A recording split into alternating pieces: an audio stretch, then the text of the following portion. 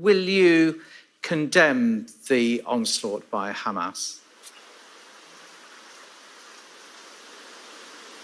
Obsession with condemning the victims and blaming the victims and condemning the occupied, the colonized, the besieged for so many years. And this morally abhorrent approach of always talking about Israel's right to self-defense, that Israel is under siege. I saw your title all the last hours, as if there is a war. This dehumanization of Palestinians has got to end and stop immediately, especially that lives are being lost, and this is very tragic and regrettable. So please don't stop always your interviews by asking this question. I will not indulge in this. 2 million people in Gaza have been taken hostage by Israel for the last 16 years. 16 years. Have you ever asked an Israeli spokesman or official to condemn that?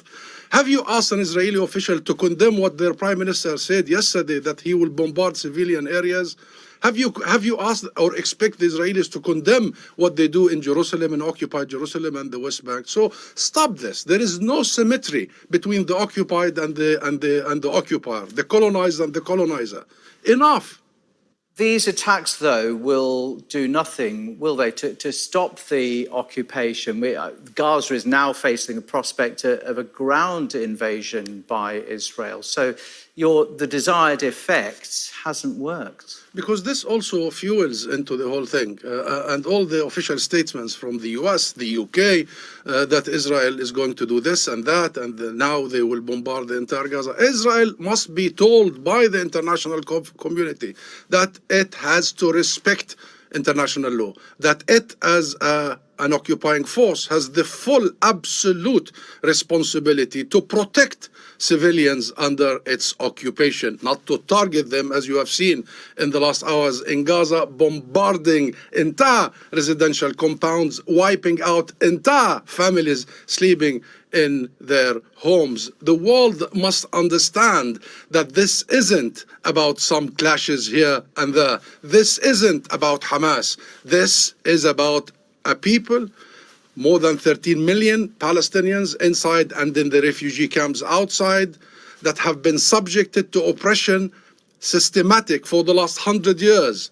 And it started here in the UK, when the UK gave on a silver plate Palestine to the Jewish immigration. For the last so many decades is horrible, is unimaginable, is unbelievable. This is the biggest open-air prison on earth. And every once in a while, Israel visits them with its fire, huge fire, from air, from sea, from land, killing thousands. They are unable to travel, to work, to hope, to aspire for anything. You're talking about generations, Nick, generations. And should I tell you about the people in the occupied West Bank? It's even worse.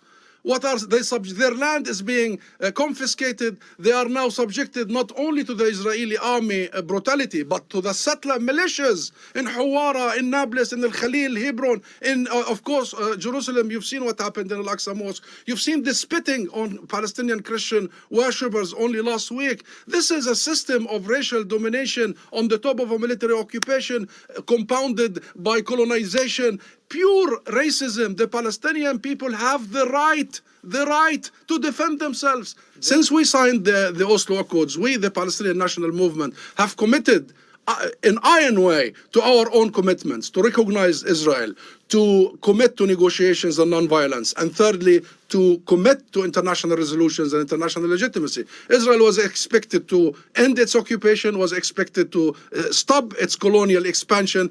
It has never done so one time since we signed 30 years ago. Every day there is a new settlement. Every day there is a new expansion. And the world has failed miserably. We'll have to leave it there. Time is against us. Last sentence. This is an opportunity. This is an opportunity for the world to wake up and resolve this issue that will be the beginning of stability in the region and worldwide.